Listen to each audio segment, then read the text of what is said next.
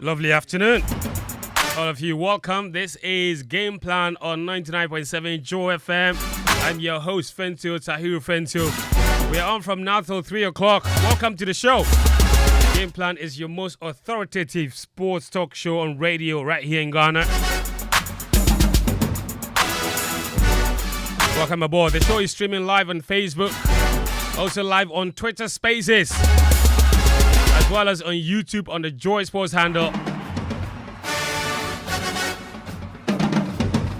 So look for us there and join the show. It's live and interactive on this network, 99.7 Joy FM. Yeah, your opinions and all of your thoughts on what we'll be talking about today are very much welcome. You can join us using the hashtag GamePlan on Twitter or on the WhatsApp number 055-1111-997. So what's on the menu today? Quite a lot, I bet. We had said that we would continue with the quiz today, but given what's transpired throughout this week, and I mean a lot has happened in the world of sports, we will be dissecting every single one of those topics, beginning with Monday's Congress, which many have labeled as a campaign platform for those in power. Quite a lot of promises were made by the GFA administration. Kurt Ekreku had come to render his stewardship as we approach the elections. Now every single thing anyone says is scrutinized even more with magnifying glasses. We'll put some balance into it. But also on Wednesday, they followed it up, the Ghana Football Association, that is, with the launch of what Kurt Ekreku, the GFA president, describes as the biggest gift to Ghana football. It's a document that basically outlines the way Ghana football should be played. A philosophical approach, a theoretical approach to how our football development should go from what level, under 9 level, all the way to the under 23 level. He says it's an amalgamation of agro and the multi-system. But what is its name? Well, they couldn't tell us. Somebody said it's agro-multi. Multi-agro. So there is that, of course. We'll look at the details of that and look at the practicality of it. Then there was a World Cup draw yesterday. World Cup qualifying draw. The journey to the 2026 World Cup. The Black Stars in a group of 6. Group I. Say I. Group I. That's where the Black Stars find themselves. With teams they have struggled to beat recently. And you must top your group to qualify to the World Cup. It's 9 groups of 6 teams each. The top of the group will all automatically qualify for the World Cup. Africa will have 9 representatives. And there's a quarter slot. And that quarter slot will be determined by the teams that plays, the 4 teams that plays second. They'll play a mini tournament. And the winner will go and play an intercontinental playoff. And if they win, then they become the 10th team to represent Africa. But you want to avoid all of that long journey. The guaranteed way of qualifying is by topping your group. And Ghana has to beat Mali, the Central African Republic, Madagascar, Comoros. All teams they have struggled to beat recently. Will the World Cup qualifiers be any different this time around? We'll look at that as well here on the show. And there are some transfers to talk about. That's what we'll wrap up with on the show here on 99.7 Joy FM. This is Game Plan. My name is Fentio Tahiru Fentio. The WhatsApp number is 055-1111-997. Let's hear from you. Do you think the Black Stars have it in them to qualify? Remember, it's not just about beating one team in the group. It's about winning. This is a league. It's about beating 5 other teams. And out of those 15 points, you want to be the team in that group to secure the most.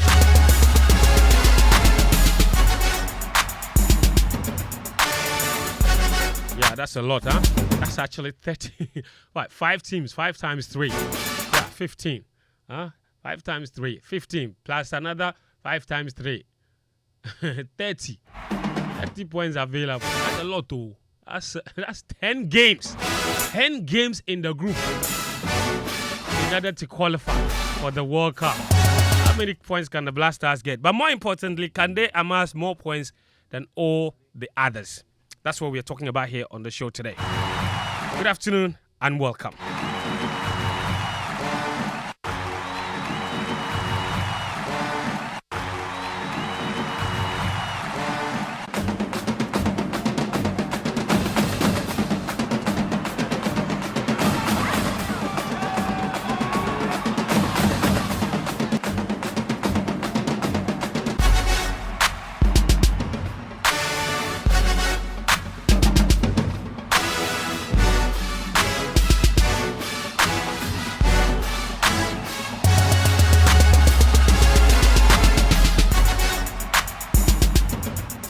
All right, so, ladies and gentlemen, let me introduce my guest today, this afternoon.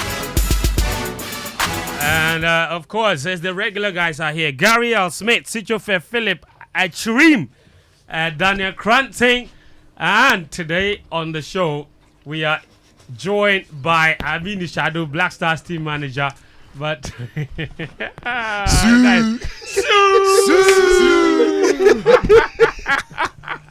Shadow. I brought all the documents. I brought all the documents. Oh, make us see it. Make us hold some. I brought your documents. Hey, make us hold some. Make us hold some. I brought your documents. No documents. Make us hold some. Shadow.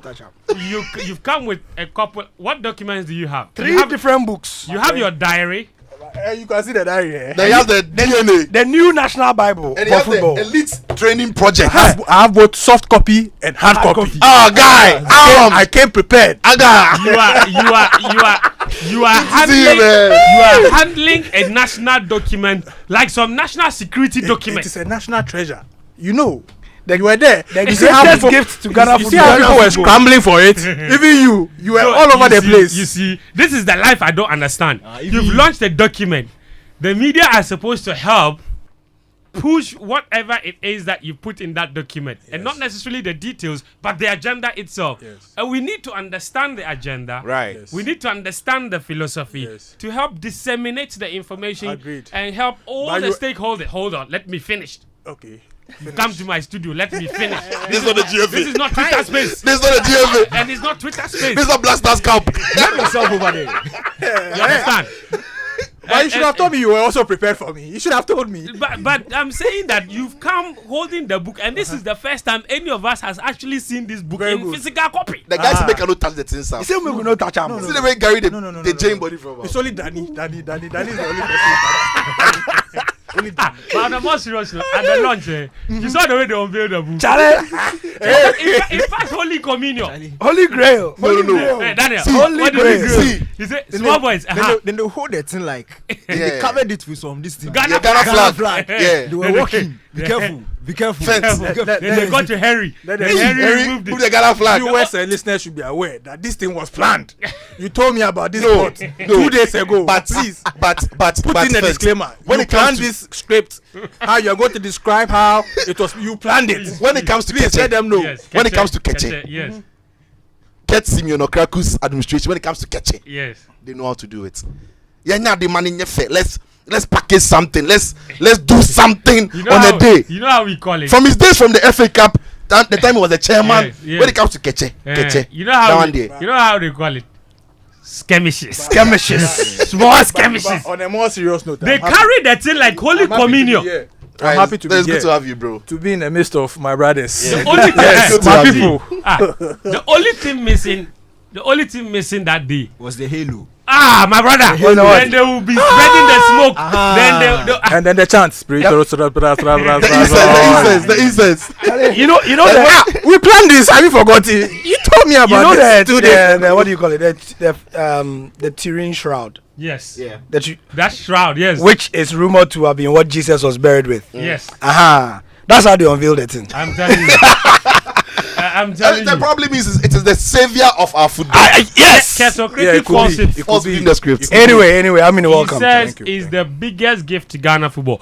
But it wasn't Ketocracy who made the news. Instead, it was this man. One of the biggest challenges, especially for our GFA, is a lot of negativity here in the country.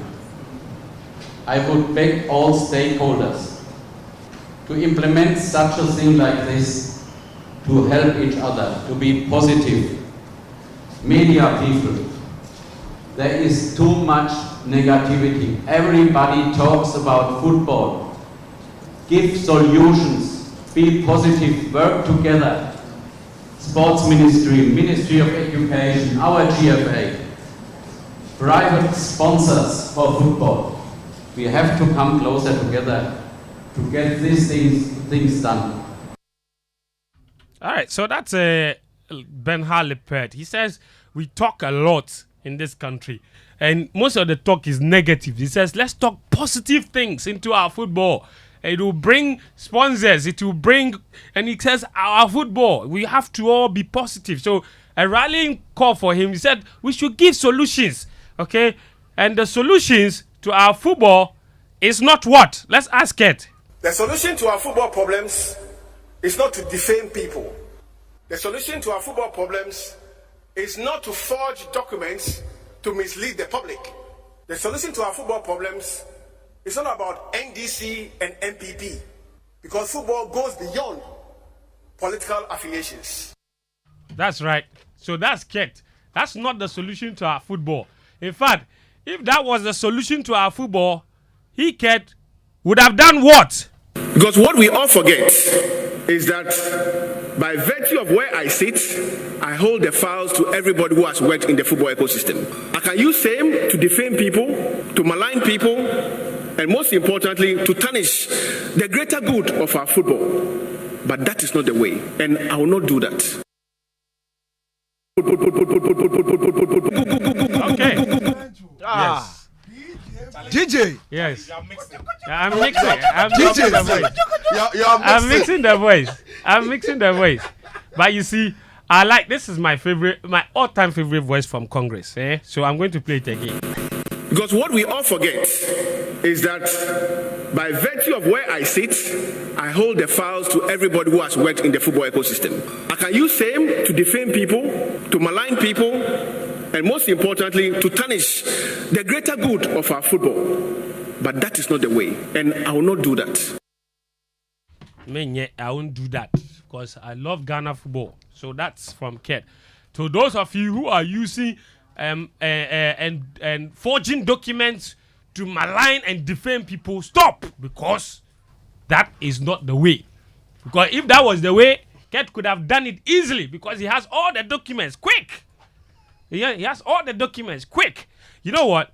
There's a lot to talk about, and I don't want us to waste too much time there because we also have to talk about the draw, which is an extremely important part of the future of our football. Going to the World Cup in 2026 is more important than going to the World Cup anywhere else. I swear.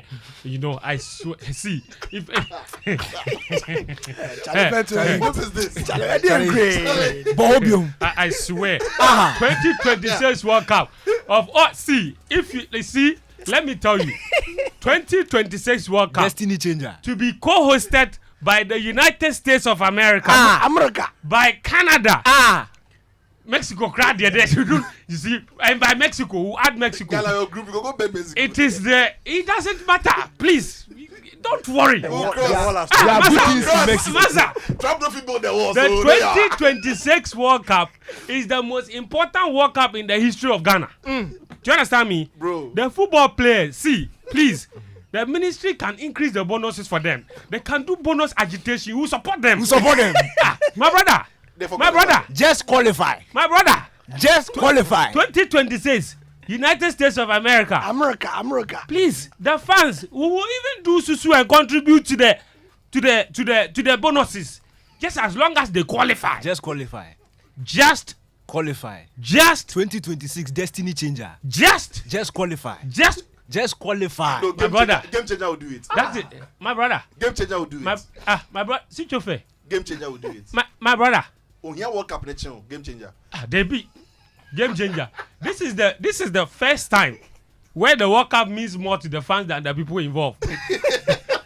I'm telling you. The World Cup. See, the management committee. They want to go and take 100,000. We know vex. As long as we are also there. As long as every Ghanaian can go and support the national team. Because supporting the national team is an extremely important exercise. Especially at the World Cup in 2026. You understand me? So we'll get there. It took you 2026 to come to this realization. Huh? It took you 2026 to come to this realization. Some World Cups are more important. Thank you. Okay. But you, Shadow, do you know? You are joking. What the hell? But You want me to open the keys? I've told the boys, 2026, whether they like it or not, we'll play the World Cup. If they like, make them qualify. If they like, make them no qualify. Hey, don't say that. I'll be Don't there. say that. No, I'm saying. Hey, don't say that. No, I'm saying. If they qualify, it will be better than the watch World Cup with Ghana day inside. Yes. But if they don't qualify, me, Still if God preserve my money, give Still me long life, give me good health, I will be there. You know what? Since we're on that note, let me just get that out of the way. It's a very tricky group in that, and I say tricky, not difficult, because on paper, traditionally, we shouldn't have a problem. Because we have been in World Cup qualifying groups with Mali before. 2010, we were in the same group. We got 6 points from Mali. Koja Samoa, we beat them away from home. We came here, we beat them as well. Okay, things have changed. The last time we played Mali, they beat Ghana by 3-0 in a friendly game. The last time Ghana played against Central African Republic, the game ended 1-1. The last time Ghana played against Madagascar, who are also in Ghana's group, the game ended 0-0. The last time Ghana played against Comoros, who are also in the group, the game ended 3-2 in favor of Comoros. What's the other team? We've not played Chad. Chad. We've not played Chad recently. Yeah. But given our history, that's another draw. Following the probability. If you strike the probability. Yeah. So, on paper, not necessarily difficult, but tricky. And like I said, the most important thing in playing games like this is not necessarily to beat the top team in the group, but to win even the so-called smaller games, which is where we have struggled in recent years. And that's why I call it tricky. Sicho, I'll begin with you. I mean, I don't know what the thoughts were in your mind when you saw the draw, because my initial thought was, okay, this is manageable. And then it started to dawn on me that we haven't necessarily done well against the so-called smaller teams. And I say so-called because they may not necessarily be smaller. What are your thoughts on the group? Well, personally, I thought, irrespective of the pot in which Ghana was going to be, pot 1, 2, 3, it didn't matter for me. Because of our current performances or at the level at which we are playing, I always thought that any group that Ghana would have fallen into would have been a tricky one. Go through the group from A to I. Any group that Ghana would have fallen into would have been a tricky one, because in more recent times, we don't travel well. And even when we've played at home, have we been convincing? Not so much, even at home in more recent times. So you look at the draw, and as you rightly said, it looks like on paper, just hearing the names of the countries Ghana will be playing against, it shouldn't be a problem for Ghana, right? Yeah. And I even have a feeling that when the draw was happening, almost everybody, those in the pot 1, most of them didn't even want to face Ghana. Exactly. Anytime that Ghana's name, like a country's name was mentioned, and then Ghana wasn't in their group, like they were happy. Mm-hmm. And even for the pot 1 teams, when they were mentioning their groups, and they kept, they were not getting into the eye because their names kept coming up before the eye. They were celebrating it because in the minds of people, Ghana is still a powerhouse, because historically, in the last 4 World Cups, in the last 5 World Cups, we've been there 4 times. Yeah. Right? Which means we've been there 4 times. In the last 5 World Cups. One. We only missed one in 2018. So they know what Ghana is. So in the last 4, we've been there 3. The last 4 we've been there 3. Yes. Right. So they know what country Ghana is. No, the last 4. In the last 5, we've been there 4. 2006, 2010, 2014. And then you're right. Last 5, so last 5 we've been there 4. Correct. Yes. Correct. So they know Ghana is used to this stage, and nobody really wants to play Ghana because of the name that it comes with. Yeah. But when it comes to that's for pedigree's sake. Absolutely. But because of the name, but in reality. But when you look at the draw, and you don't, like you said, when you look at the draw, you thought like this is a good group. Yeah. But now it has to dawn on you that the name is not going to play, Right. as the name hasn't played recently. It has to dawn on you that we have to put in the performances. Unfortunately, we've not been able to put up convincing performances in more recent times, even against these same teams in the group. And the familiarity is what really strikes me. And everybody says, "Oh, Ghana, we know them. We played Comoros recently. We played Madagascar recently. Central African Republic recently. They also played us. Yes. So if you are thinking we know them, they too they know us. Yes. Right. So it goes both ways. So the good thing is it's going to be played over 2 years. Yes. And 2 years in football is a very long time. A lot can change. You've got players who can pick astronomical form. But the reverse is true. The national team you see now that you think the future is bright. He can sink further. It can also sink. True. So I sit here and I'm a very confused Ghanaian fan who can't bet 100% that it's going to be easy, because you can't qualify to the World Cup if you're away from. Listen, you can win all your home games. Yeah. You can win all your home games, but if you cannot win sometimes close to all 50% of your away games, you are in trouble from topping the group and automatically qualifying. Listen, we've got the right material. We've got good enough players. Yeah. Can we put together a good enough team to beat these teams in the qualifiers? That would be the ask. Can we step up when it matters? Yes, because I genuinely feel like, based on the squad that we have, if we show up, and we play to the capacity of the squad, yes, we are more than capable of qualifying. On paper, I think our we are biggest better. problem has been that the team has been under delivering. Absolutely, and that is why most of them. So look at Kudus, they look at Pate, they look at Kamodi, they look at there's Dede, there's Amate, there's Osman. Man, there's Osman Bukari, Pencil, there's players in top Solis, form. There's Ashmeru, and all the countries are going to play. Are going to look at, these guys have got genuine quality, and even we are going to be thinking the same. But when the game starts, as we've seen in more recent times, it doesn't tell. We don't see the Pate that we think we know. We don't see the Kuduses. We don't see them. But this is a World Cup. They need to show up. I mean, not in your capacity as team manager, obviously. Yeah. You've covered World Cup qualifiers. How does this group compare to the ones we've seen in previous times? Well, the difference here is that we don't have a big fish to look up to map up strategy against. Okay, we don't have Asamoah. No. For instance, if we had, say, an Egypt, a Morocco, or a Senegal in our group, we'll be here focusing on how to beat the others, but then we'll prepare very especially for teams like Morocco, Senegal, and all the likes. The reason why this one is very, very difficult, and I think Cicho made the point, we found it very difficult beating some of these sides in recent times.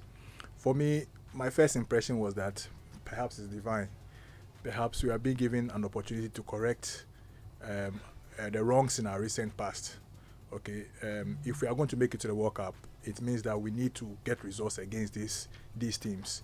And if we get results against this team, then probably would have avenged the poor results and the poor showing we've had against these So it's clubs. double joy. Yeah, so I saw it as an opportunity for us to correct, the wrongs that we've made in the past, especially in the Comoros, Central African Republic, Madagascar, and then Madagascar. It gives us an opportunity. But like you said, it also gives them an opportunity to inflict more pain and misery on us.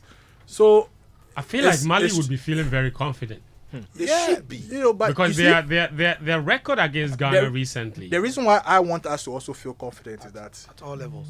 Yeah. In the past 20 years or so, in qualification to the World Cup, we've shown that except for the lead up to the 20, even with that, it was because of exceptional circumstances. We all know. Yeah. But when it came to qualifiers for the World Cup, when it came to the crunch, Ghana has always showed up. Yeah. That's true. Ghana has always showed up when it came to the crunch. When the chips were down, when you needed a result, in some instances we even out impressed ourselves. If like against Nigeria. Like against Nigeria, like against Egypt. Yeah. In that playoffs. 6-1. The 6-1. So I'll draw a lot of inspiration from that. When it comes to the World Cup qualifier, you understand? For the 2018, we all know that it was it was a very, very tough situation. I don't think we could go down below than what we did in 2018. That lead up to the qualifiers. And even 2018, to be fair, even with that, we had an opportunity. Feel like against Congo. Uganda. We lost it. Against right Uganda, Amate scored a clean goal last minute. Exactly. It was disallowed. And then the Congo game at home, we had no business drawing that. Yes. So when it comes to the World Cup qualifiers, no matter how bad the situation has been, I'm very, very confident that we can draw a lot of inspiration from our performance in qualifications, and hopefully, like you said, we know we have the materials. We just have to be able to deploy them to play at their optimum. Once we do that, we know how good we could be, judging from the individual qualities of these players. If we're able to get all comes together and we play at their optimum, we should be there, and hopefully we will be there. Philippe Nkokrobite, I was struggling with because the GFA didn't label the football that the DNA, the philosophy. Ket Oli said it's an amalgamation of the multi-system of Samade and Agro of the Ibrahim Sandys and the 70s. And somebody, Philippe Nkokrobite says he sends the correct one. He said it is called Agro Malt.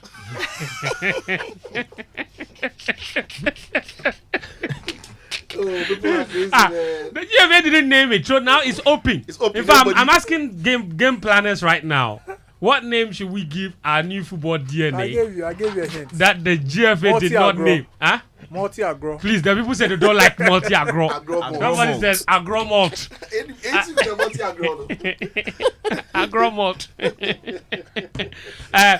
Gary, let me come to you. Listen, the World Cup qualifiers, Amini said it. We have a bit of a good history. But then again, we've had good history even at the AFCON. We were always making it to the semi-finals. We always had a good record in AFCON qualifying too. We never went to the last game without qualifying. But that's where we are now. Why should anybody be confident that the 2026 qualifiers would be different? Yeah, that pedigree, unfortunately, is not something that we can stand up and be too confident about. Right. Because of the recent circumstances. To add to that, I was talking about Mali and the fact that they have been beating us black and blue in men's and women's football at all levels, from under 17 to 20 to 23 to senior team. In fact, they've been our bogey side from 2012. They beat us necessary and superior. Bukumbangu says, right? You remember, we faced them a couple of third place matches. Yeah. And then in one tournament, we faced them twice. Yeah, in the group stage and then at the knockout stage. But in recent years, they've been really showing us Pepe, So, based on that, I'm just hoping that, the technical team know exactly what. To the credit of this current sports ministry, they've been standing up to be counted when it can. And Aminu is a team manager. If that is not so, he'll tell me. Mm-hmm. You've not heard, especially with Mustafa Usif in charge, barely. And even the athletics people will tell you that they are traveling. It's better than what is normal. So on that side, on the government side, and he even had the vim, to come and hint it openly at the Congress. It takes a certain amount of confidence to come to Congress and come and tell the football people that we are doing everything. So you people to do your part. So on the government side, I think that our listeners know, or if they don't know, we are giving them that insight, that it's been the relationship between the FA and the ministry. At the senior level. Yeah, at the senior level. At the junior level, some way. Yeah, but at the senior level, which matters, will give it to him. So which is good. But to be so fair, which is one part of the. How many times have we had issues at the senior level, apart from 2014 World Cup? Charlie, plenty times. No, 2018. Pre-2018.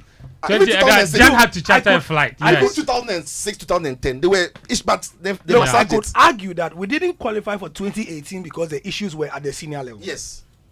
Yeah, but also because post 2014, there really was no support. It was like everybody gave up on the World Cup. It's like World Cup on the Kradian brain. Exactly. You kind of get it. Exactly. So there was an attitudinal issue. On the government side, that's great and that's very important. Yeah. So what is left is the football itself. You see, and you follow lots of comments yesterday. People have broadly, should I say 3 or 4 issues? One, everybody is like, if this group that we're in, if we select the right players on merit, really should it be a problem? Oh, you say we are going to meet Mali, even now, and we cast our mind, we cast the net around the world and select the most informed, correct and in their position. Black Stars 23. You say we can't beat Mali here in Ghana? If they play well. Oh, yeah, that's what I'm saying.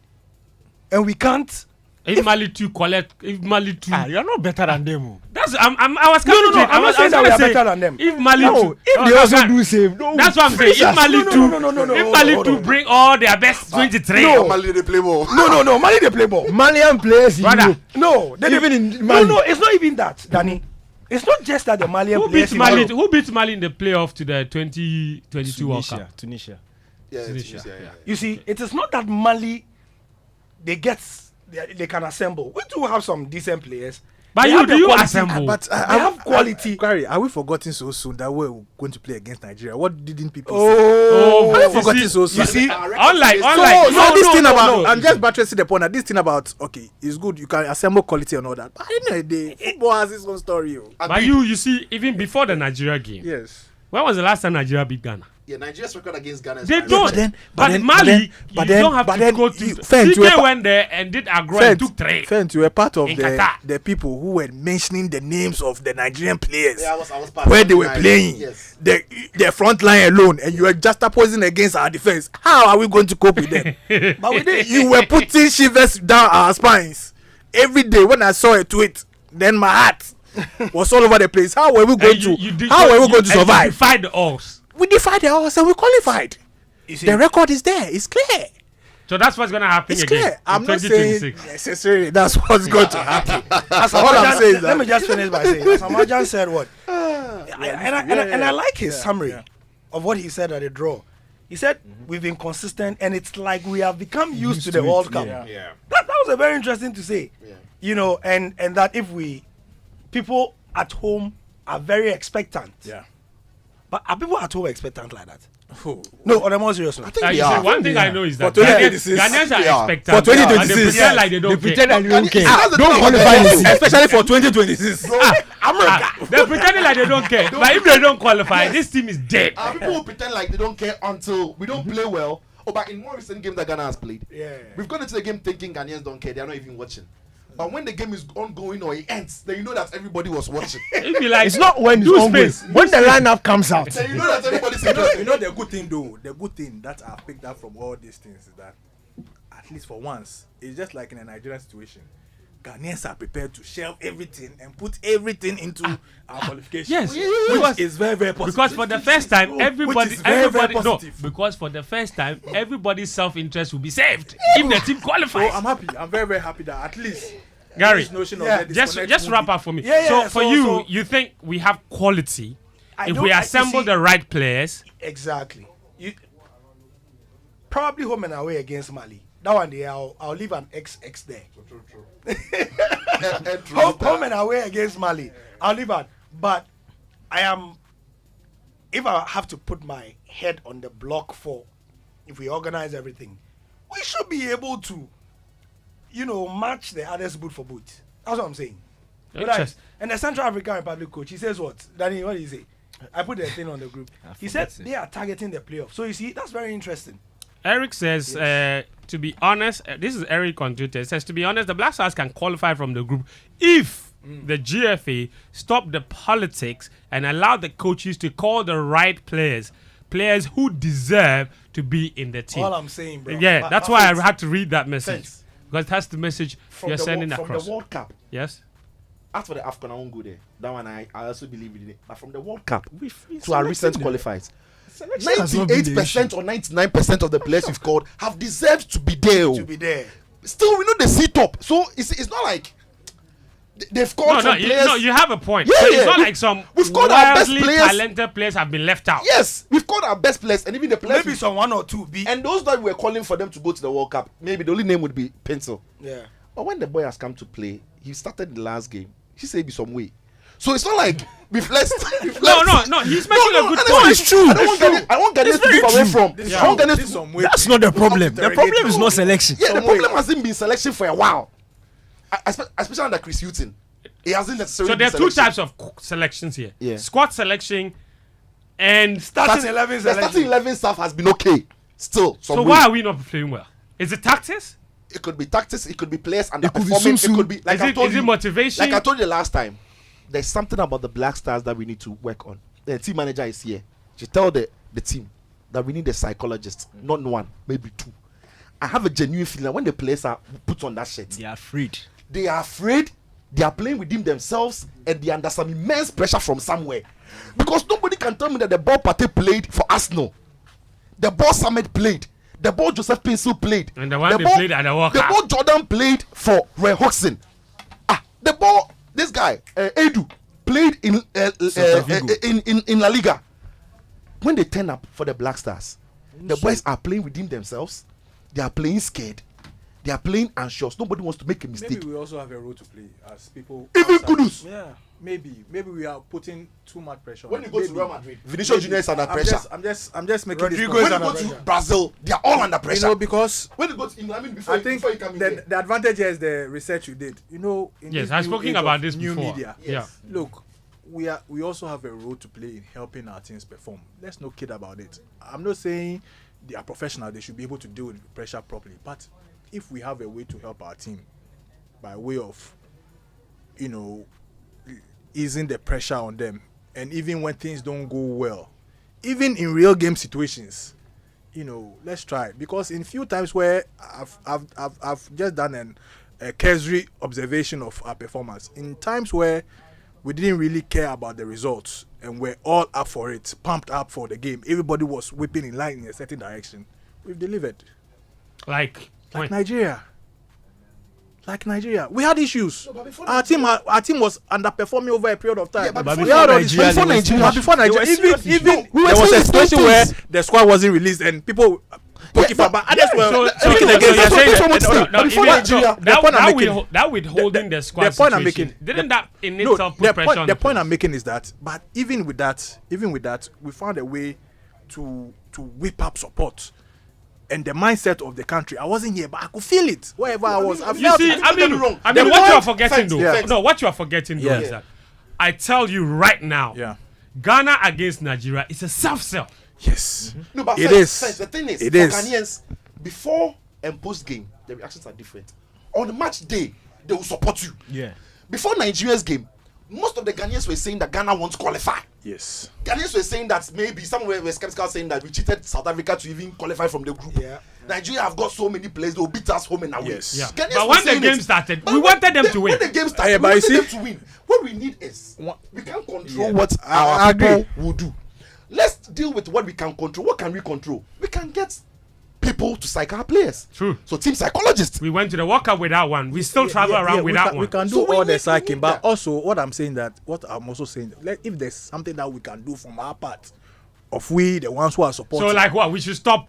I have given you a clear criticizing the players. No, I've given you a clear example. For instance, That one you know, I don't- in group qualification like this, Yes. usually the match days are days in between. Yes. You could lose a game, but perhaps the way we react has a way of influencing the next result. So, for example, we could have if a Ghana, bad performance yes, but so in if Ghana match lose day a one, game, if we match- should do what? I'm saying we should be No, lenient. no, we not, so But we. fair to, but you know how some people can Oh, go box. Shadow, You no. know. Saudi I want the Saudi Saudi Arabia Arabia pretend. pretend. Why are you Pretending. pretending? You are in Qatar. We know some people can go bonkers and you know. So if we lose a goal, we shouldn't do space. No, wait. No, you see,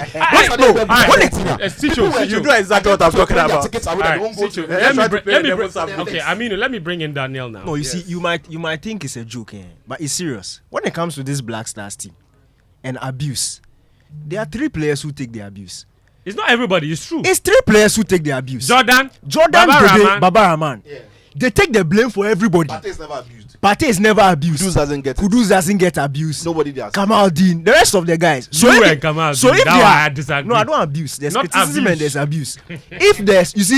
If there's underperformance throughout the team, I will not go with Aminu's point saying that we can do our part.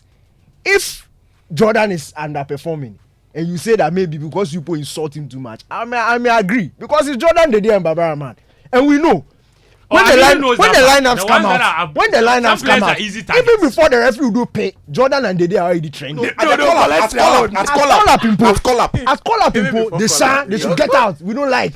You see, those are the ones who take the abuse. You know that. But the general team doesn't necessarily get abuse. It's usually GFA, Jordan, Dede, and Baba Rahman. Yeah. They're the ones who get the abuse. Yeah. So the playing body, you know, It's true. the playing They don't body, have that excuse. They don't have an excuse in terms of abuse, but in terms of mentality, need a understanding the psychologist. situation, Yeah. understanding understanding the jersey you are wearing and showing up and playing the sort of football that you expected to play. That's where they need to be spoken to. But in terms of abuse, these boys they've not facing it. But nobody worry party for this. Nobody they worry party. I say. The day I knew some players were easy target, Baba Rahman didn't even start the game. He didn't start. And when I was watching the and somebody said Baba Rahman, then he shouted. He's not even in the game. True story. I was telling you. I know the accounts. I know the accounts. I see them. I saw the tweet. Somebody just tweeted, "Hey, Baba Rahman, then he shouted." All these players they play blaster. He wasn't playing. At the very least, you know exactly what I'm talking about. Oh yeah. Well, we get it. And Daniel's point is valid. That it's not the entire team. Some players actually underperform all the time. All the time. And nobody talks about it. Never get abused. You target certain players for abuse, and it has a ripple effect on other players. True. I've seen it several times. True. They see it. Their friends see it. Their family see it, and they are like a clique. You know, they are together. So you touch one, and especially when it's very, very unfair and very, very biased, it sometimes has a way of poisoning the vibe. The point is that I'm happy it's 2026. It's America, it's Canada. It's Mexico. From all the tweets and from all the reactions I've observed, it appears we are swimming in a certain direction, which is very positive. That the tide is going one way. So it's up to the team also to Daniel, your thoughts on the group itself? On paper, we should be able to qualify. Okay. Quick. Even on the pitch, we should be able to qualify because it's a long qualification process. 10 matches, that's a lot. 3 years ago, we were not here. Yeah, so 10. 3 years from now, we may be better, we may be worse. But God willing, we'll be better. But where? Oh, Charlie, God where? Inshallah. No, the Ghana God or the Mali God or the Car God. No, the Ghana God. Okay. But you know me and the Ghana God, we go way back. My problem is with our away form. Yeah. And if you follow African qualifiers, you know that home form is very important. If you can go away and pick up some good points, you are more or less home and dry. But Ghana has a very poor away record. In our last 19 away games, and that is taking into consideration tournaments because we've not hosted, plus qualifications, plus friendly games. Every game we have played outside Kumasi. Just 3. Outside Ghana. Yeah. We've won just 3 of our last 19. Over 19. We can't win. That is abysmal. Against Nicaragua then since. Nicaragua, we've won against Zimbabwe. Yeah. Yes, we beat Zimbabwe. And then South Korea in the World Cup. That is terrible. That's considering the fact that we face Comoros, we face Madagascar, Central African Republic, Japan, teams like this. And you see, when I looked further into those games into context, I look at the. Did you add the Qatar match? We won friendly. That one is not part. I started but from the Mali. No. I started from the Mali one. But the Mali one, it was the same time. So It was a double header. So 4 over 19. Thank you. 4 over 19. Because if not, CK is texting me. But I won against Qatar. Charlie, you see, when you go into those games and you look at them into context, you look at the games that we didn't win. You look at the Central African Republic game, and you look at the team that played on the pitch, day. Yeah. There's no reason why that team shouldn't have been able to beat Central African Republic. In fact, I called that team the popular Demand 11. Yeah. During that time, they were the players that Twitter and Facebook were saying should be playing. Osman and Pencil. And Otuano said, okay, fine, take. Those who don't even know them are mentioning their names. They are even mentioning their names. And they started nicely. And still failed to win. Yeah. You look at the Madagascar game we just played. Look at that starting. It was also start them 11. They've played. Everybody. How on earth are you not winning that game? You look at the Angola game, and you see, all due respect to Angola, but when you look at the other teams in fact, you look at the teams in Pot 1, with the exception of Nigeria, they are like us. We are all not serious. When you look at the likes of Mali, Tunisia, Morocco, these guys have the ability to go to places like Angola and win. These Pot 3 teams, they can go there and beat them home and away. Yeah. They can do it. Easy. The more difficult ones are the Pot 2 teams for them. So if you in Ghana, we are struggling with Pot 4, Pot 5 teams going away to go and beat them. Mali do that easily. And that's not you see, my problem is not when we face Mali. Because you don't win leagues like that. You don't win leagues in head-to-head. We can go and draw the 2 games with Mali and we've got a good result. But what do we do? That would be very good. Yeah. But what do we do when we go to Chad? What are we doing when we go to Central African Republic? We have to find a way to win those games. Exactly. Because Mali will do it. That's just plain and simple. Mali will go and win. True. So when you go away there, this record is It's appalling. not inspiring. It's not inspiring at all. It's the away form, eh? It has to improve. And As for home, there's something gear, about us. I don't know if all of you agree, but let me say it in three. I think it will sound feel free, better my that brother. way. Feel free. Of him. Sumo. You need anything. You see, some of the games we've played away. We don't be irate. We don't have to play. There are some games you don't have to play well to win. Just win. You have to go and steal the win. You have to bully. I was saying, bully. That is the team of 2010. That's what they do. That is I was coming to absolutely. That is the team. Like Canada didn't always play well. No. All of us remember. There were certain results that we just won. That's like 2010 team. near ding by hook or crook, we will win. This team. So what you're saying is that Yeah. the team needs to have a personality. This This team currently has no personality. We don't have Zero zero. personality. Like, Zero. To paraphrase yesterday, I was listening. Not to personality. So the team has no personality. The team. That's Paraphrase. the difference. Yesterday, after the thing, a Malian journalist was, and I think I sent you the Lawrence.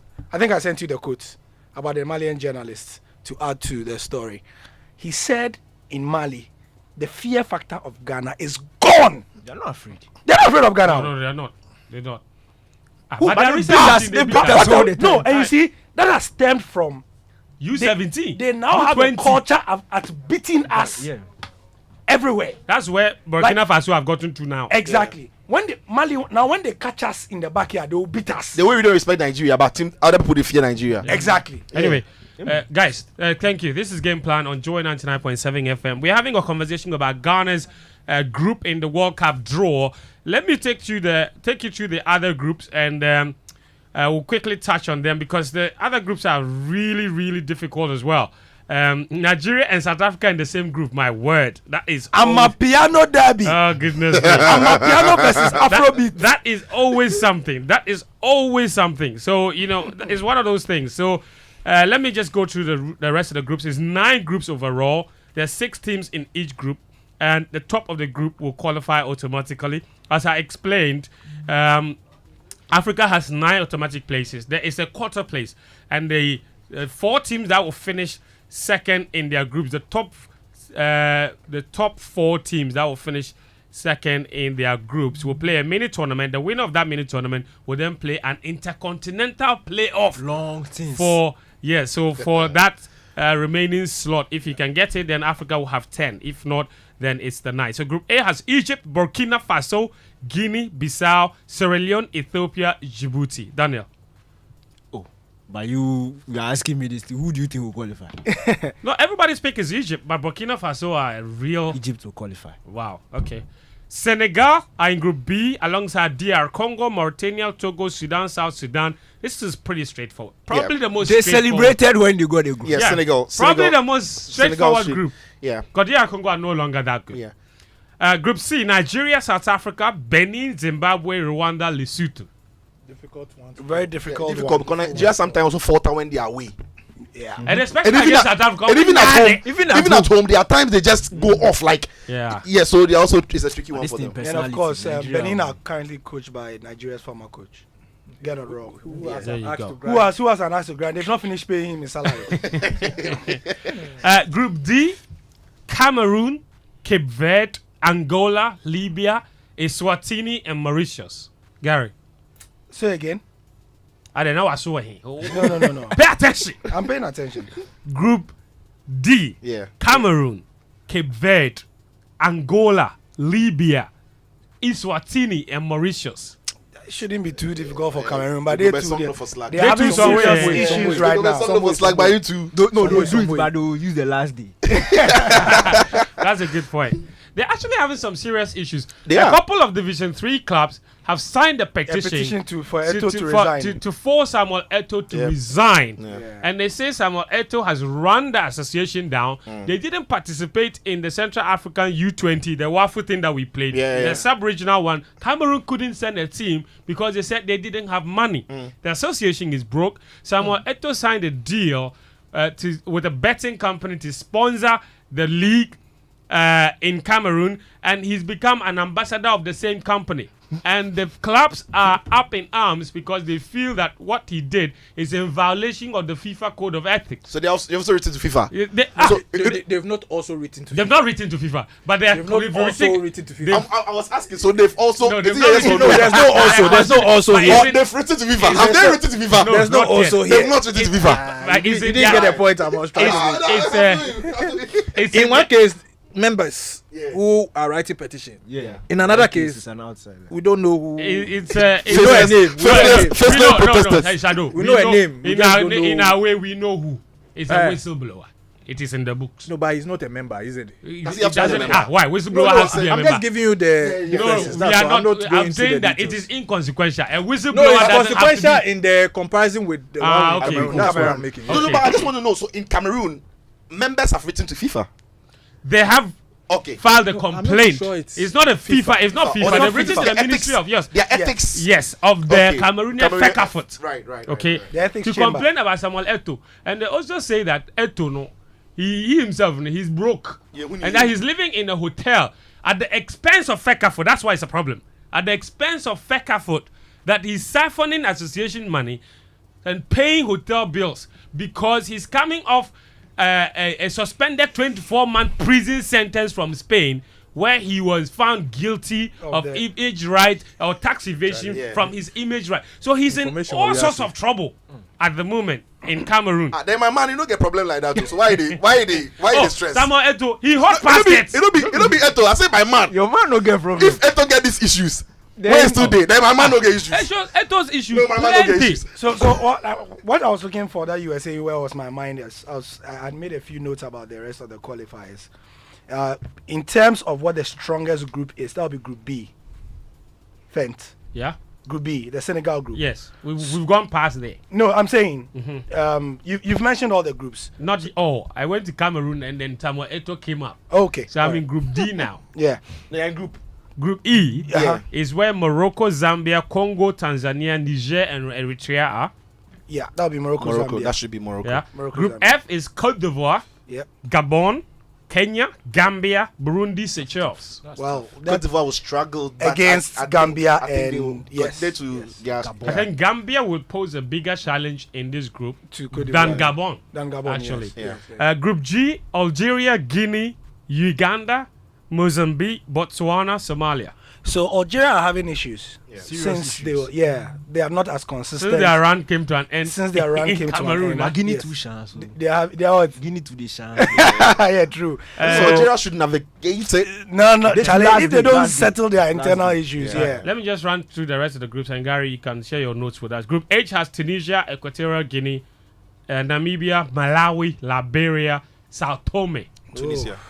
Straight up. They've got a grind. Like Yeah. they know how to just They- grind. they always know how to they qualify. grind. They grind. They Yeah. bully. And they'll Group beat you. Group I obviously is Mali, Ghana, Madagascar, Central African Republic, Comoros, Ghana. and All Chad. right. Gary, quick one. So I'm Because saying the strongest we group. need to grind. You talk about grinding our results. We need to grind Aminu. Yeah, Aminu.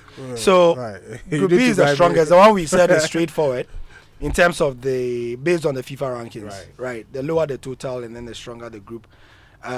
So you've got Group B having the top 2, the top 3, and the top 4 in Africa as well. And then Group F is the weakest, the Cote d'Ivoire, Gabon, in terms of the FIFA rankings as well. But in between, there's so many subplots.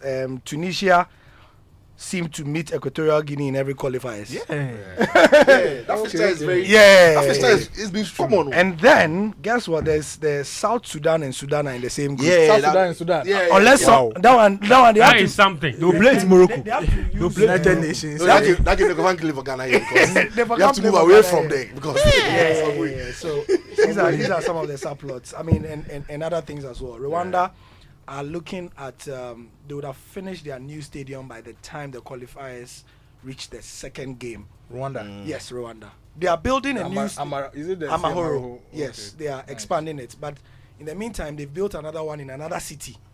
Then they'll be using that one. And then when all the Amahoro is done, they are looking at finishing in time before the Visit Rwanda deal with Arsenal is done, so that they can bring Arsenal's first team to come and play. Freshly from Rwanda. Yeah. Oh, he's a Rwanda. He's visit Rwanda ambassador. I'll tell you. Gary's.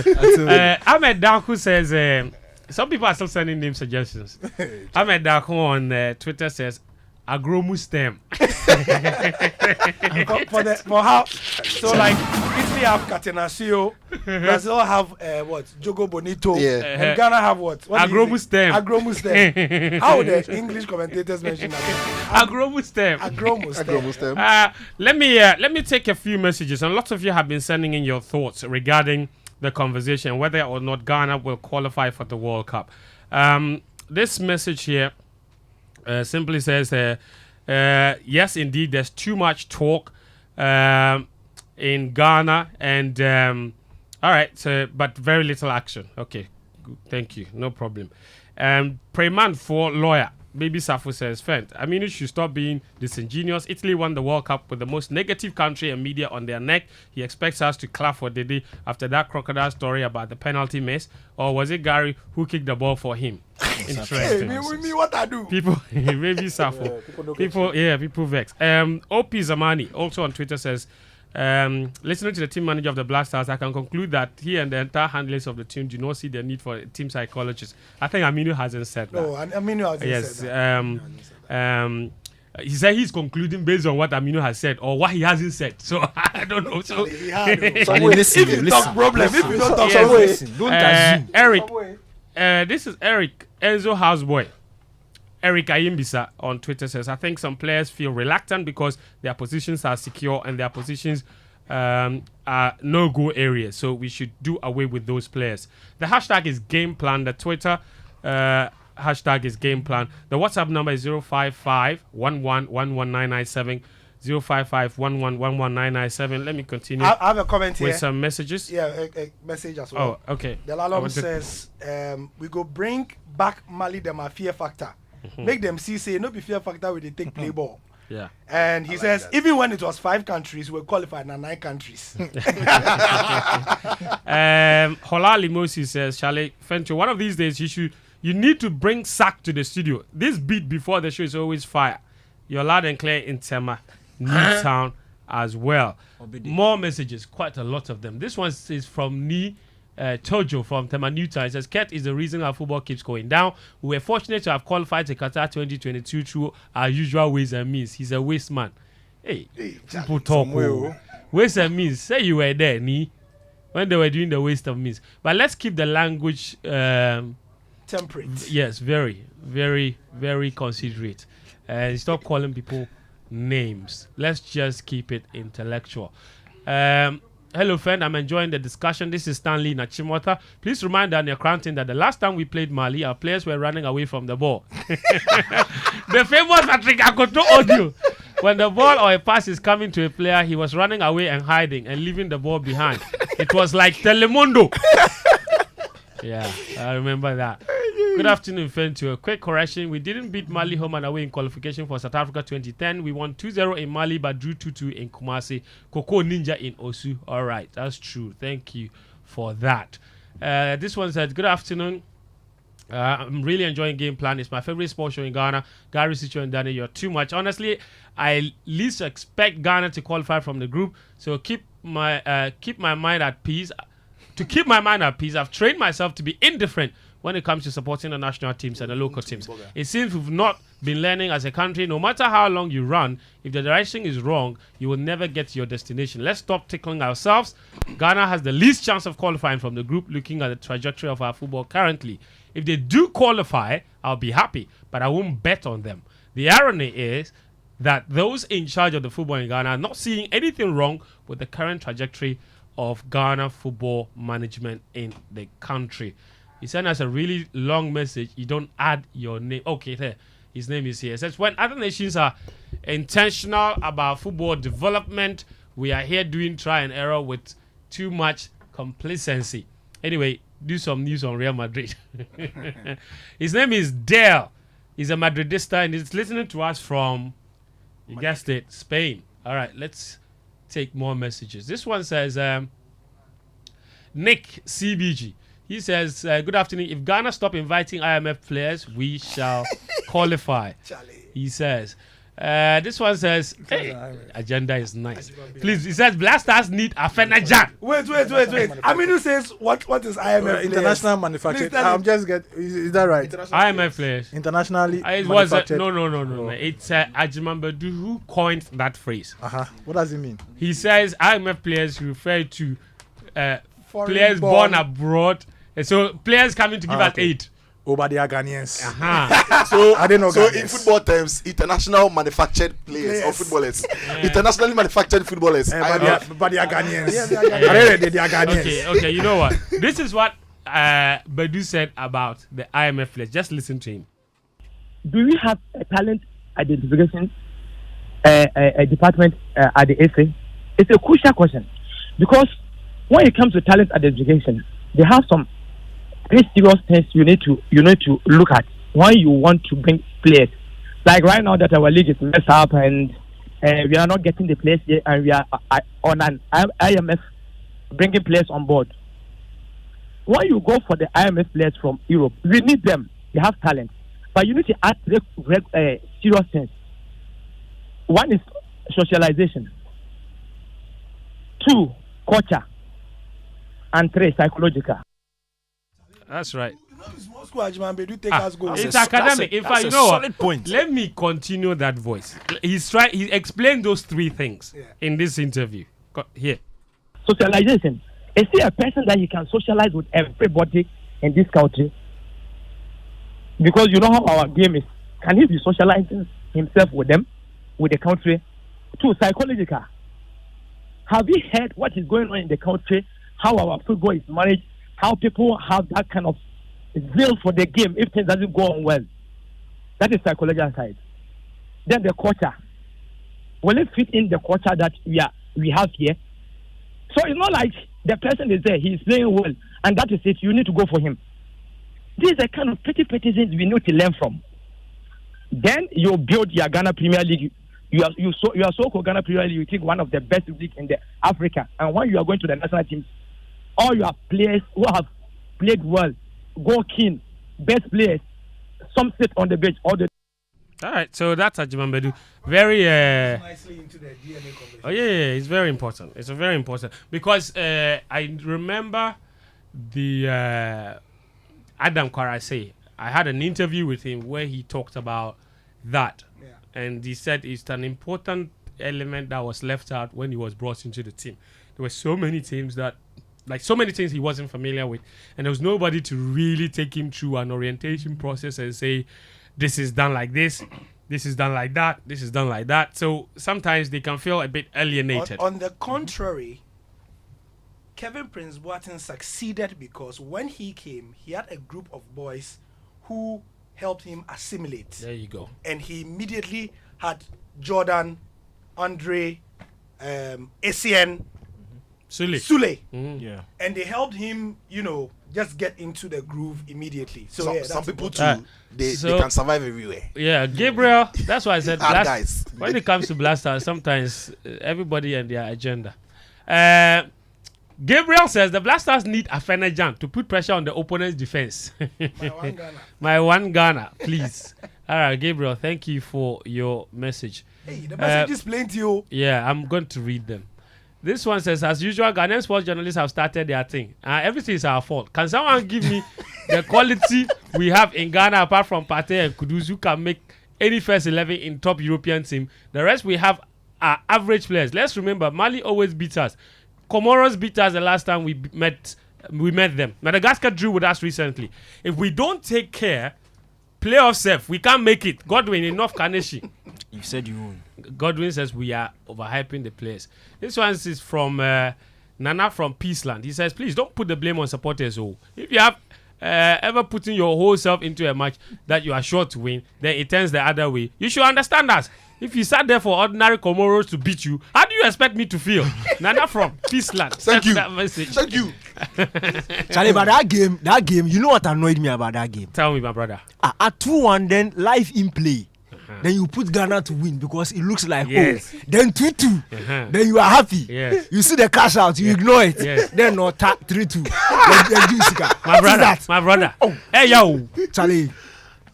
Somebody sent a happy birthday message to Angelina Tinkran Odum, and it's from your lovely husband, children, and the entire family. May you experience your best year ever in the new age. Lovely. Would will send it out for you. Yeah. So Like I'll sing for her by school. This one says, hi legs. Hey. No. He said, Charlie, see the way his age is showing. Hey, no, please. Okay. You see, that's the problem. They don't read the messages. You see, that's the problem. Hi, Fentoot. Now I'm not like this. Good afternoon, please. Everyone's okay. So he was having issues with people talking over each other. Thank you. Noted. It's Aminu. Yeah. Yes. All right, and this message says it's from Efo Sami from Winnipeg. You know where Winnipeg is? Yeah. Where? You know, be the Canada back there. Oh, are they like? Oh yeah, he just.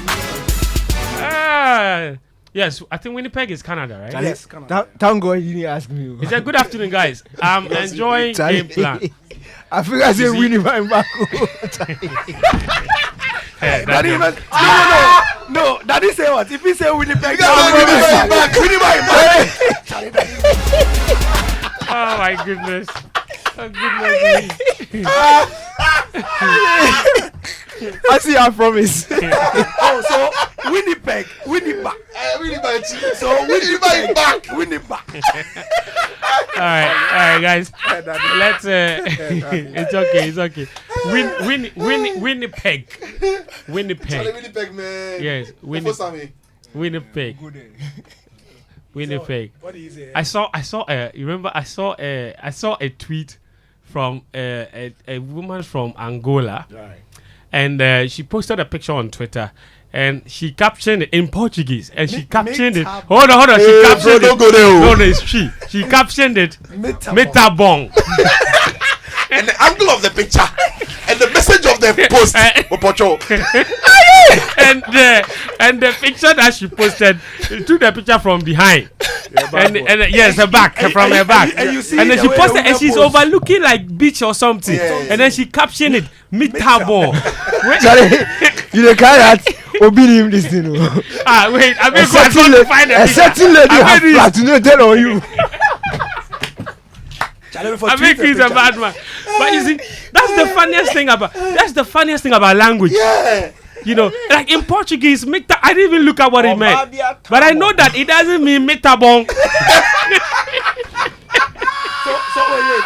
Hold on. I didn't check. What does it means? I'm fine. I'm okay or something.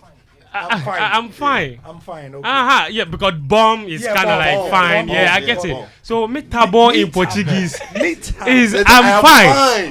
Metabong in. And she was fine. Hold on. Metabong in Sesali means nothing. Please Metabong in make progress. Metabong in Ghana does not mean anything. Metabong in Hausa means nothing. No. Metabong in Ever means nothing. But Injury. let's go for the commercial break. No, you have to read the message. That message just says, good afternoon, guys. I'm enjoying game plan. I really wish to see Ghana play here in Canada, but I doubt they will qualify. I'm also sad for the Hairs, and Man United should have been a better send-off. Efo Sami from Winnipeg. This is game plan. You won't go US. Yes. This is game plan on 99.7 Joy FM. I'm here with Sicho for Philip Atrim. Black Stars team manager Amidi Shadow is here. Gary L. Smith and Daniel Cranton. When we come back from this very short break, we go into details what the Ghana football philosophy is all about. Aminu has a copy of the book. We'll be exposing the most interesting parts of it, and then obviously running up with some transfers. Don't go anywhere. Joy 99.7 FM. Yambon continent Koyachi, if it's 1974. I want you in Sampagu, a power so my edibi 2 young hofo. Yedibi Fagan and Yedibi Suchai and Nancy. Over 20 albums, countless tours around the world, and state performance. World, I present to you the Batomat High Life Night. On the 4th of August 2023, the Accra International Conference Center will come alive with the High Life legend, Batomat. Come and experience style and dexterity for over 49 years in music. Smash hits like Okonfo Body, Sikaya Moja, Me Wasem, Jaisu, Miwakuma, and many more. Other artists supporting Patamas on the night will be Kojo Enchi, Ohinibakisi, Amanteba, Ambule, Kwabina Kwabna, Akwabwa, KK Fosu, Ochami Kwame Yuji, and other surprise acts. Ticket are going out for Standard 300, VIP 500, and VIP double 800. Ticket outlet Frankie Sosu, Nalem Clothing, Akramo, Total Energy, Patrona Sphincters, Alisa Hotel, Ray, Grand Casamora, East Legon. Get your tickets online at vticket.com. Star 713 star 101 hash. Event code 12. For inquiry and sponsorship, please call 0592 919 122 or 0593 433 422.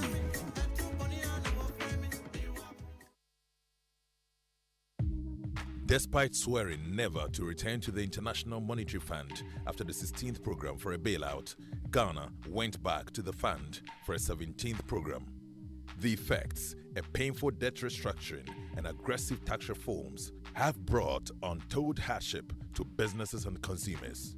This edition of the Joy Business Thought Leadership Series will seek to examine the impact of Ghana's 17th IMF program and government's policy initiatives to revive the economy in the mid-year budget review. Speakers, Professor Godfred Bokwin, economist and professor of finance at the University of Ghana Business School, Dr. Humphrey Ayimdake, President AGI, Dr. Joseph Obin, President Guta, Mark Bedu Abwaji, CEO, GNCCI, Yao Apialate, Partner, Financial Advisory, Deloitte Ghana, Edward Karaway, General Secretary, General Agricultural Workers Union, and Noong Falong, CEO of Etheria.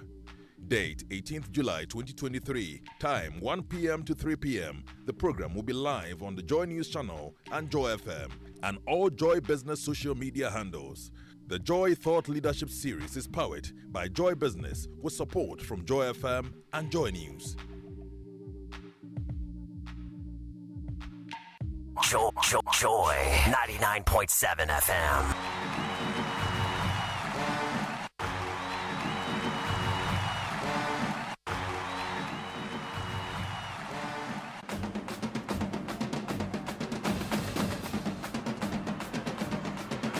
All right, we're back again. This is Game Plan on 99.7 Joy FM. We are on till 3 p.m. My name is Fentu Tahir Fentu. I'm here with Daniel Cranting, CTO for Philip Stream, Black Stars team manager Aminu Shadow, and Gary L. Smith, your most authoritative sports show here in the city.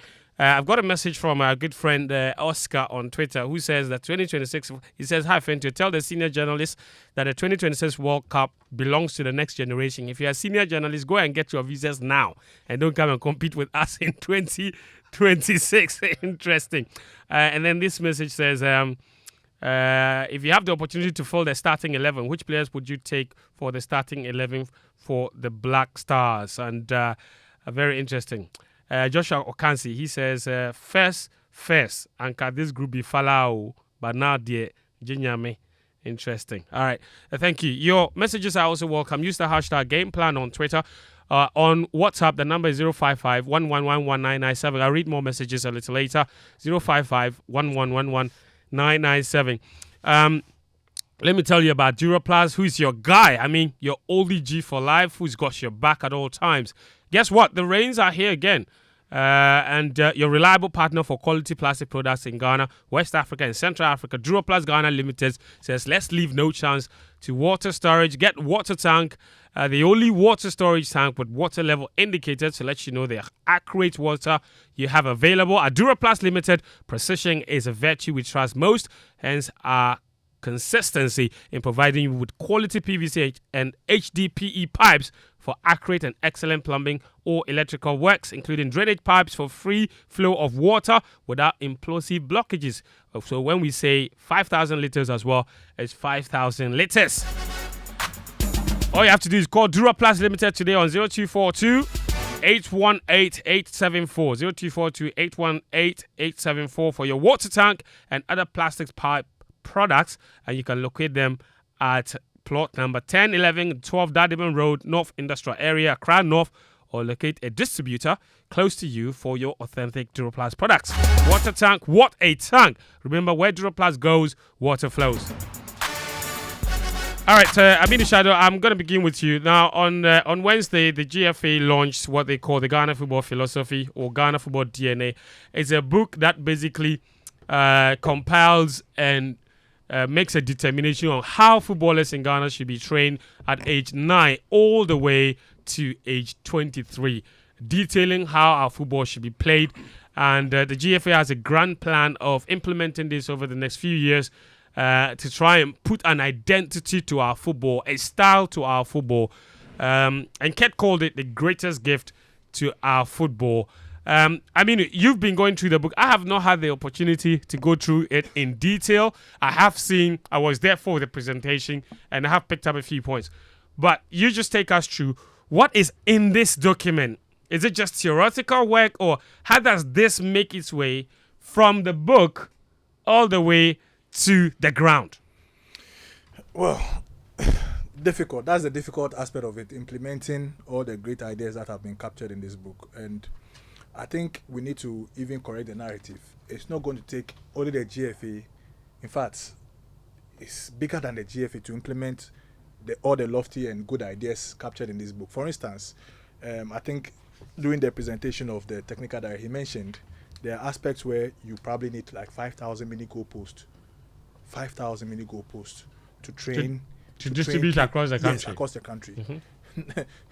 That's too much of a bill for only the FA, and that's just one aspect of it. Yeah. So you can just imagine, it touches on infrastructure, it touches on funding, and these are areas that we've already recognized that are the biggest bane of Ghana football: our funding, our infrastructure.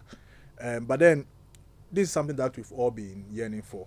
What is in the book? It's a plan. Basically, it's a plan of how we want to be identified as Ghana. When you switch on the television and watching any of the Ghanaian national teams, from under 17 to the Black Stars, same applicable to the women's game. When you switch on the television, even without knowing the description or aside the colors that have been that the players are wearing, the brand of football is what we are looking to shape in. For instance, you look at the Spanish team, and we all know how the Spanish team like to play. Movement, passing, short passing movement. The Brazilian game, very, very heavily built on individual technical abilities, flair and all that.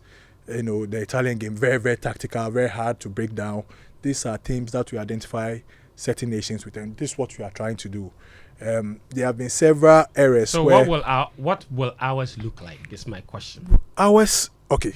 I think because you just described the Italians, the Brazilians, the Spanish. What would ours look like? When you look at the objectives, I've looked at the objectives of what this document, if we implement, and there are certain things that immediately caught my attention. For instance, to capitalize on the strengths, and what are our strengths that we've identified: the technique, speed, physicality, creativity, mental strength, and adaptability, and improve on the tactical knowledge of the Ghanaian players. So it even gives you an indication here that we've identified some strengths, but then our weakness is how to improve the tactical knowledge. We all know that has been our bane. That we are, by default, we are talented.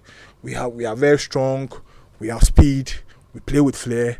But how do we translate this into a plan for a football game in order to win matches? Because the last bit of the objective is finally the underlying purpose of this philosophy is to play to win. Ultimately. So here's the question. Where's the other question, though? So this is a plan that's put in a book. Yeah. Now, this is supposed to be implemented right from under 9 all the way to under 23. Yes. Now, we have thousands and thousands of schools where school children play football. Every primary school has a team. Yeah. That team is taught by a coach, a PE teacher, a teacher, somebody. How does the GFA intend to ensure that there is nationwide implementation of this right from the basic level, no matter where you are? When you get to a certain level and you play your football, it is identifiable that this is what we want our players to play. Very, very good question. And that's why I was very, very happy with the kind of people who were at the launch. We are trying to involve people, decision makers. There were chiefs in there. There were people from the political class in there. There were coaches in there who primarily are the ones who are going to be trained. But like I said earlier on, the plan goes way beyond the GFA. And that's why the technical director in his presentation gave a roadmap of phases of implementation. We start with having some stakeholder engagement, broader stakeholder engagement. Yeah. They are going to meet people within the political class, especially those who are in control of funding. and how for them to buy into this philosophy and put vote resources behind, because at the end of the day it's going to take a lot of resources which only the GFA can shoulder. It has to go into the schools. They are going to engage people in education, people in physical education and all that, even gym instructors. I'm just giving you an idea of how detailed and wider the scope is. Okay. And the TD has given a very broad program of how it's going to hold several seminars and meetings of a sort with these various stakeholders before going into the training phase, where they are going to train a group of people who then also go and train others, and that's how come we'll build from there. Judging from all that I'm saying, it tells me clearly that for we to even, I know people want to see the results.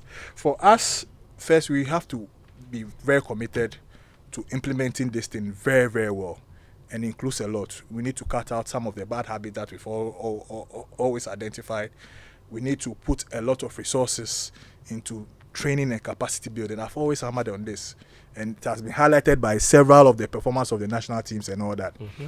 We need to put a lot of funding in infrastructure, because at the end of the day, if you have all the training and the infrastructure is not there, you are doing a more or less a cost-90 job, a guesswork, and that's what we've been doing all this while. So in fact, the technical director was asked about the limitations that our lack of infrastructure could pose to the implementation of this, and he said that even though we have challenges, especially when it comes to playing surfaces, pitches, he says even on the rough playing surfaces, the grassless pitches, you can still implement this policy. Because it's an idea about playing football. So, and whether the football is being played on grass or is being played on a grassless pitch, the concepts cannot change. Exactly. So he says the ideas must still be implemented. It doesn't matter where you're playing. Yeah, it's basically a broad-based plan where you can adapt it based on your circumstances. And that's the good thing about this document. It's not a straitjacket concept where you have to go strictly by certain things, or where you don't have certain things you can't implement. It's just a broad-based, a skeleton of a sort, where based on your peculiar circumstances you can adapt. But then at the end of the day, we want to see traces of these concepts in the work that you do. It's a long-term document, and we've gone on and on about how we are always focusing on quick fixes, short to medium-term goals, and how we are distributing footballs, boots, and all, which my brother has a problem with. But that's the reality anyway. That's the reality anyway. You can say all you want to say, but that's the reality anyway. You understand? But then we have to also look at the long term. At the end of the day, what we want to do is to win on all fronts. Yeah. But to get there, we need to do a lot of heavy lifting. We need to put a lot of work, and it's going to take a lot of pains. We are not going to get the results now. So I saw yesterday when the book was launched, I saw yesterday already people are saying, okay, we want to see the DNA in the playoff. No. It's not going to happen overnight. DNA yes. Under 20s when they play Cote d'Ivoire. In the next 5 to 10 years, it goes way beyond that, especially in a situation where we know that resources are going to be very, very difficult to come by. It's something that we need to progress gradually, and then hopefully it will outlive this administration, if indeed this is the way successive administrations will come, and then they will adopt this thing and then go with it. We've always lacked planning in this country. We always say this. So this is the first step. There's a plan. Yeah. Now the most important step is implementation. And implementation involves putting in a lot of resources into it. And I hope that going forward with the kind of stakeholder engagement that they will hold, we'll all get onto the same page and realize that indeed if we say we are a football nation, we need to give meaning to it. This is what the GFA shared with us, Gary, before you come in terms of like roadmap.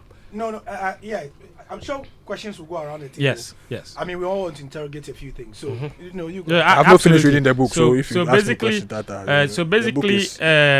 after the launch on July 12th, the GFA says up until July 30, they will do weekly workshops with Professor Minta, Nila Tay, Desmond Ofe, and Benhard Lepet. That's the members of the technical directors. Yes, about alignment to our coaching education, aligning this philosophy to the coaching education that we currently offer. Very important. And then up until 30th September, the principles and style of play is aligned to our D license, C license, and B license. I think the first part was for the A license. And then up until October 31st, developing 100 plus new practical training sessions aligned with our DNA through animation, 3D drawings, and on-the-pitch video sessions. This is what they want to do by 31st October, so that these materials are available for them to use to teach. Now, and then by 30th November, education of the 10 best instructors in the context of our DNA. So when they roll out all these training sessions, they'll choose 10 best ones and then give them some training by November 30th. From December 1st, they want to do two things. A, special education program for our youth national team coaches weekly in the technical center.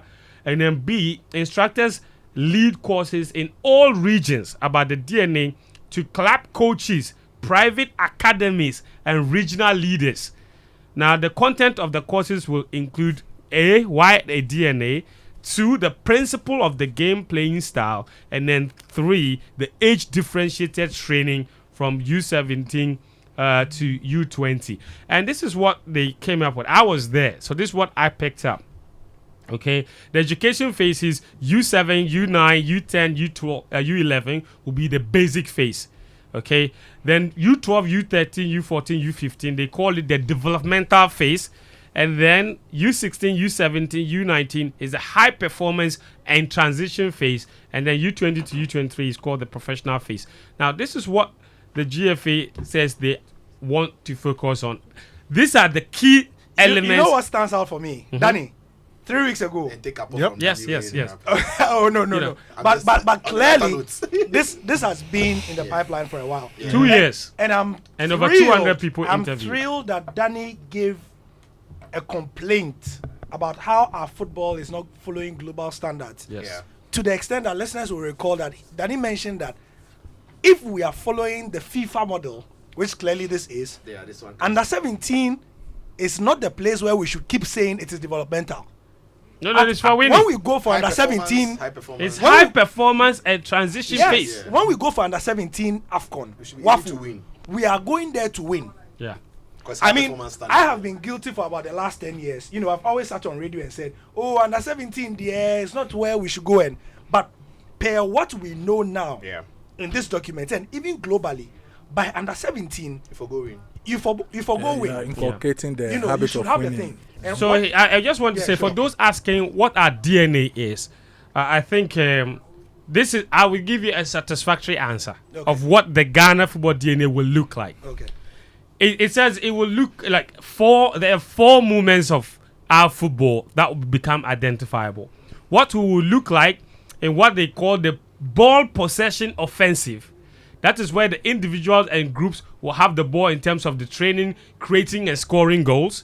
They have what they call the transition to offense, and then transition to defense, and out of possession defense. This is basically the 4 phases where all our footballers will be training on. Yes.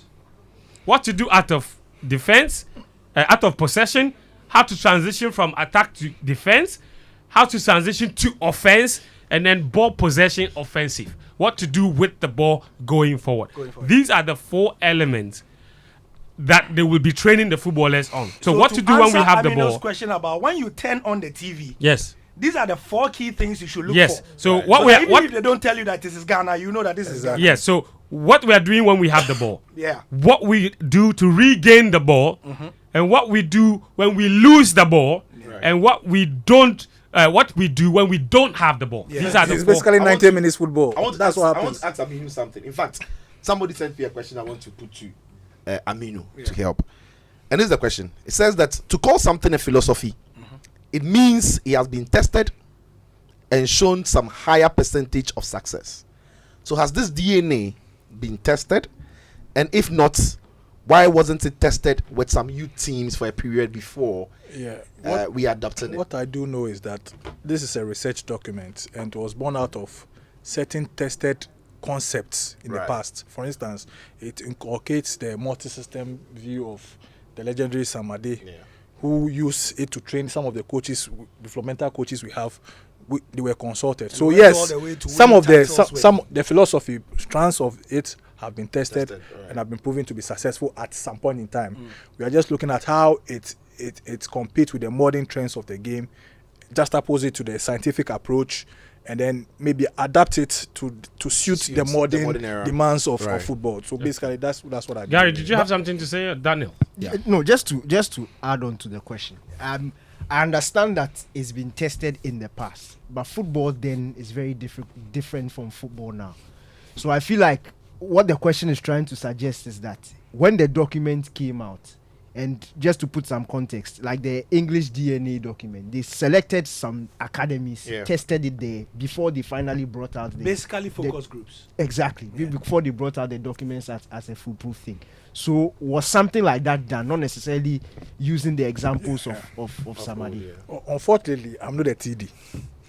I also benefited from reading. I've not even finished reading the documents. I'll have to find out whether indeed something of that sort has been done. Maybe I've been tested on the Lion Kings under 17 team. I wouldn't know for a fact. Under 20 team for a while. We make mistakes, we refresh. We make mistakes, we refresh. Exactly. The last thing I will say on this, though, before we move on, is that I think this is good work. Yeah.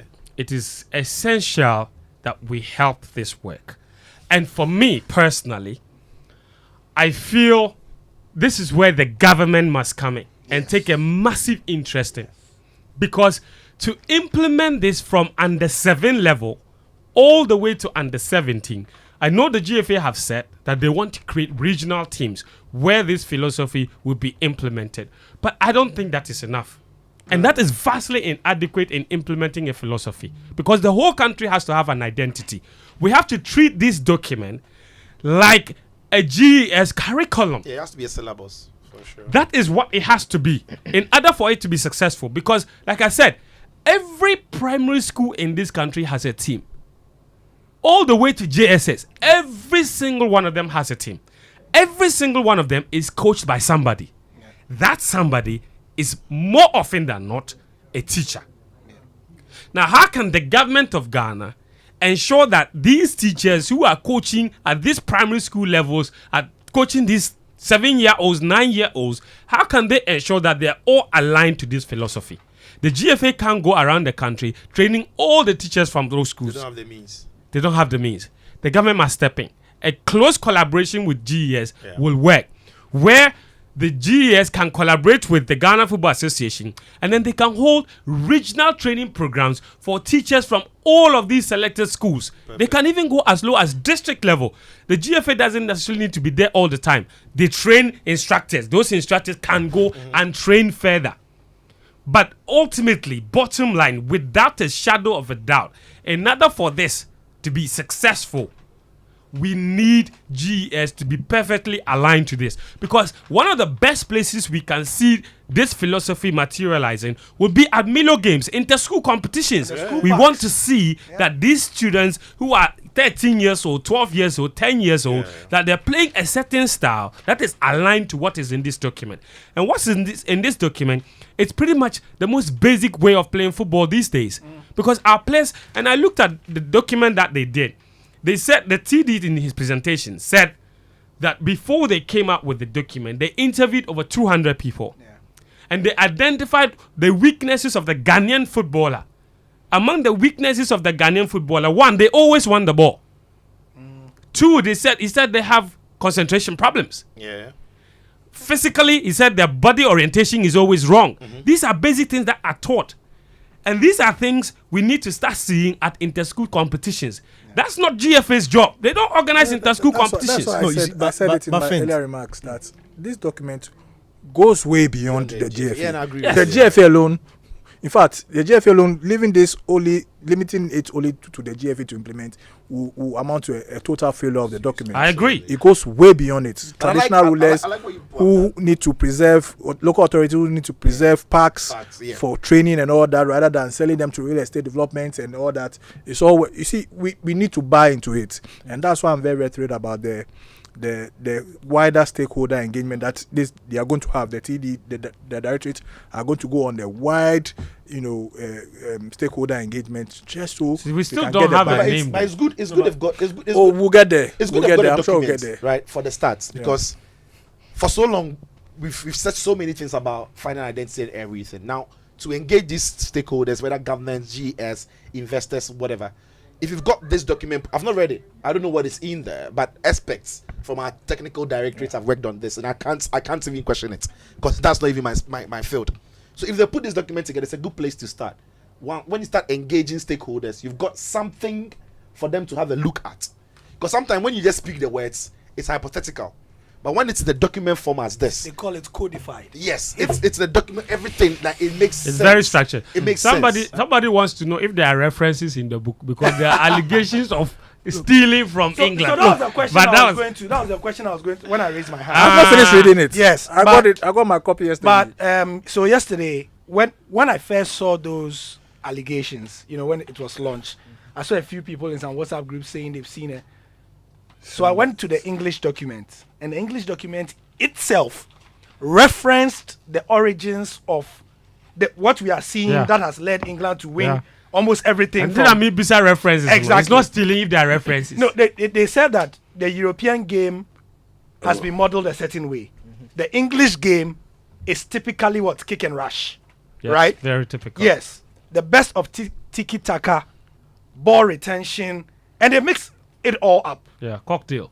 Just a cocktail. And then they identified that even what they call the English footballer, right? The English footballer, the definition has to have a profile. Yes, and it has changed in the last 20 years. Why? It has. Because of immigration.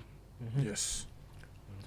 Because of immigration. Yeah. But we don't have such problems. I mean. Yeah, we don't. Daniel, a quick one because we have to wrap up. Very appendix speech. No problem. Yeah. Shadow, no problem. Very quick. My good friend Annie Elsaviti says, but what Aminu has said, the philosophy is a collection of different ideas fused together.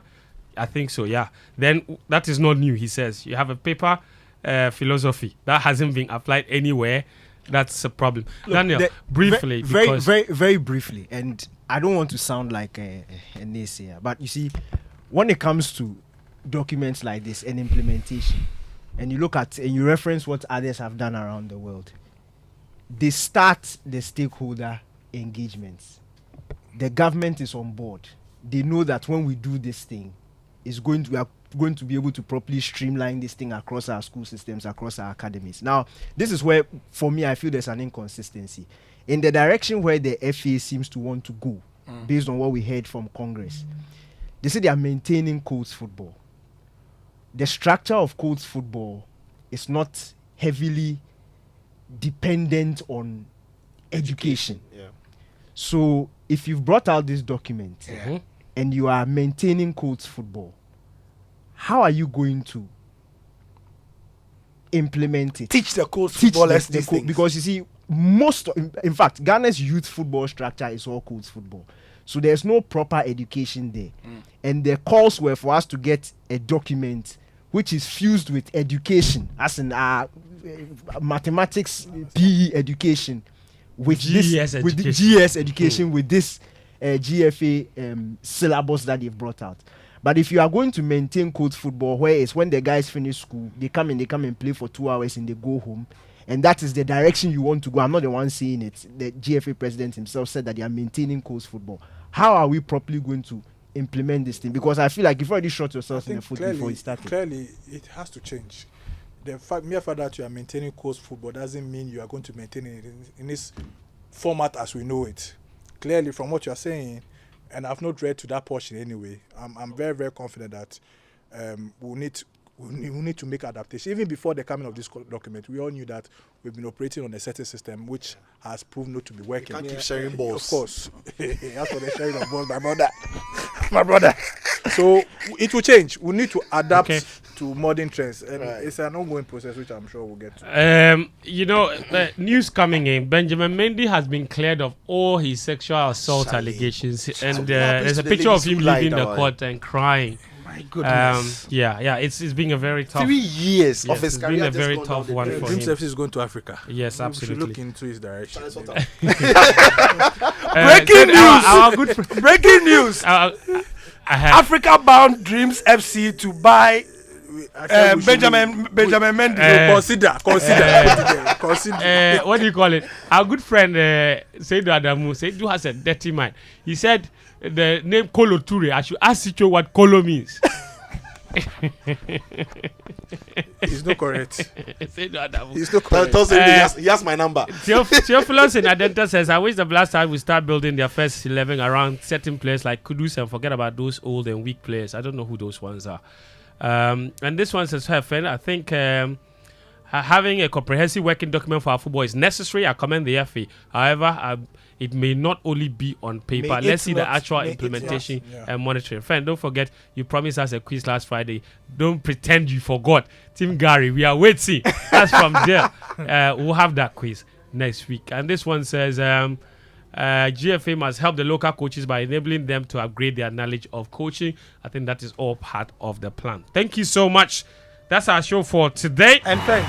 Yeah. Considering that we worked with the Ben Kofi documents in some form, we didn't do it properly, but if working with that document is said to have been responsible for our dominance without a trophy from 2008 to 2017, Charlie, if we can do small of that. But that document, it truly did. Yeah, it did.